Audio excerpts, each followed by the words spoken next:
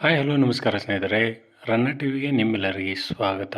ಉದಯವಾಹಿನಿಯಲ್ಲಿ ಪ್ರಸಾರವಾಗುತ್ತಿರುವ ಜನಪ್ರಿಯ ಧಾರಾವಾಹಿ ಇರುವ ಅನುಪಲ್ಲವಿ ಧಾರಾವಾಹಿಯು ತನ್ನ ಕಥೆಗೆ ವಿದಾಯವನ್ನು ಹೇಳಲಿದೆ. ಇದರ ಬಗ್ಗೆ ಇಂದಿನ ವಿಡಿಯೋದಲ್ಲಿ ತೆಗೆದುಕೊಂಡು ಬರೋಣ.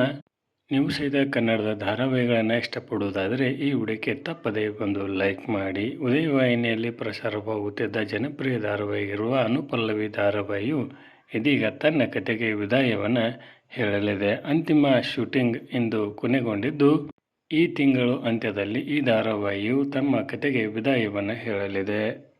ಫೆಬ್ರವರಿ 17, 2025ರಂದು ಆರಂಭಗೊಂಡಿದ್ದ ಈ ಧಾರಾವಾಹಿ 420ಕ್ಕೂ ಅಧಿಕ ಸಂಚಿಕೆಗಳನ್ನು ಪೂರೈಸಿ ಮುನ್ನುಗ್ಗುತ್ತಾ ಹೋಗುತ್ತಿತ್ತು. ಇದೀಗ ಹೊಸ ಧಾರಾವಾಹಿಗಳು ಬರುತ್ತಿರುವ ಕಾರಣಕ್ಕಾಗಿ ತನ್ನ ಕಥೆಗೆ ವಿದಾಯವನ್ನು ಹೇಳುವ ಅನಿವಾರ್ಯತೆ ಈ ಧಾರಾವಾಹಿಗೆ ಇದೆ ಎಂದೇ ಹೇಳಬಹುದು. ಕತೆ ಸ್ವಲ್ಪ ನಿಧಾನವಾಗಿ ಸಾಗುತ್ತಿರುವ ಕಾರಣಕ್ಕಾಗಿ ದೊಡ್ಡ ಮಟ್ಟದ TRP ಅನುಪಲ್ಲವಿಗೆ ಬರಲಿಲ್ಲ. ಹೀಗಾಗಿ ಈ ಧಾರಾವಾಹಿಯು ತನ್ನ ಕಥೆಗೆ ವಿದಾಯವನ್ನು ಹೇಳಲಿದೆ. ಇನ್ನು ಈ ಧಾರಾವಾಹಿಯಲ್ಲಿ ನಾಯಕರಾಗಿ ದರ್ಶಕ್ ಗೌಡ ಮತ್ತು ಅನುಷಾ ಹೆಗಡೆ ಅವರು ಕಾಣಿಸಿಕೊಂಡಿದ್ದರು. ವಿಭಿನ್ನ ಕಥಾ ಹಂದರವನ್ನು ಹೊಂದಿದ್ದ ಅನುಪಲ್ಲವಿ ಧಾರಾವಾಹಿಯು ತಮ್ಮ ಕಥೆಗೆ ವಿದಾಯವನ್ನು ಸದ್ಯದಲ್ಲೇ ಹೇಳಲಿರುವುದು ಕೆಲವು ಪ್ರೇಕ್ಷಕರಿಗೆ ಬೇಸರವನ್ನು ತರಿಸಿದೆ ಎಂದೇ ಹೇಳಬಹುದು.